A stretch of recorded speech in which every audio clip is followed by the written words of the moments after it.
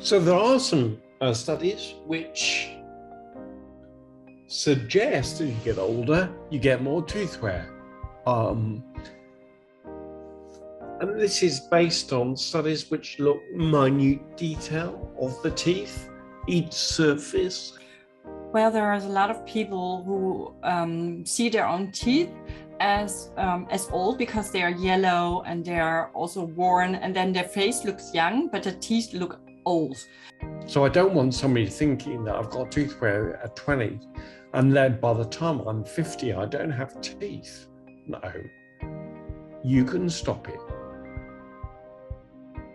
Teeth are, the enamel of your tooth is a super hard, super strong surface that you need, obviously, to chew your food with. But it has an Achilles heel, and that is its vulnerability to relatively mild acid. So erosive tooth wear is the third most commonly observed dental condition after caries and periodontal disease. It's a pretty stark message, really. Something that must encourage dentists to look for. I don't think people are aware of what it is. They just complain that their teeth are getting shorter and more yellow and they want bleaching or something like that. But they don't know that it's because of what they eat or drink. The risk factors for most people are acidic foods and drinks. If you snack on a fruit or a fruit drink continually through the day, your risk factor goes up to 13 times.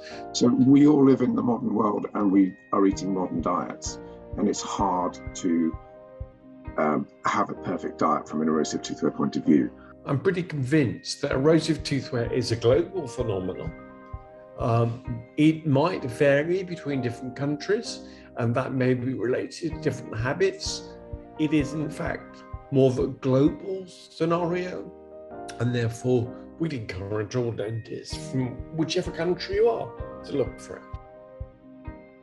Because we only see our patients a couple of times a year, if we're lucky, and he has to do his own work at home every day. So it's a big responsibility that's with the patient. I think if you've got erosive tooth wear, then you can be motivated to look at your diet, motivated to reduce the frequency. If you haven't got tooth wear, it's still sensible to follow that advice. Brushing gets fluoride into exposure to the enamel surfaces, and that helps remineralize any acid softening that's happened, actually putting minerals back into the enamel surface that have been lost due to acid. The fluoride can help put those minerals back and re-strengthen the surface. Not only does that make the surface repaired and remineralized, nearer to how it was before the acid attack happened in the first place, but by integrating into that enamel surface, the fluoride makes it more resistant to the next acid challenge. So toothpaste is very important in everything what we do in oral health.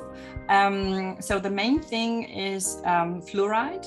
Right? It helps to protect our teeth against acids. So if formulated appropriately, if the patient uses it in the right way, then toothpaste do have a role in preventing that erosive tooth wear.